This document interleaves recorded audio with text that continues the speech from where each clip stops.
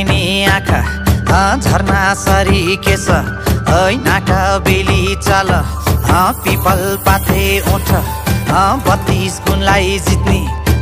एउटै रहेछ खोट ओइ माया त गरिस कान्छा बिना स्वादैको ओइ माया त गरिस कान्छा बिना स्वादैको ओइ माया त गरिस कान्छा बिना स्वादैको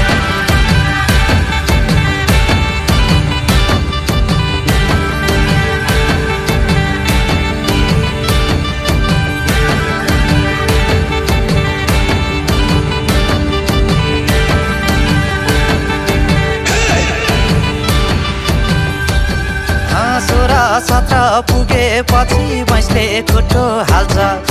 त्यही खुट्टोको भर परेर मन्द गुर्न थाल्छ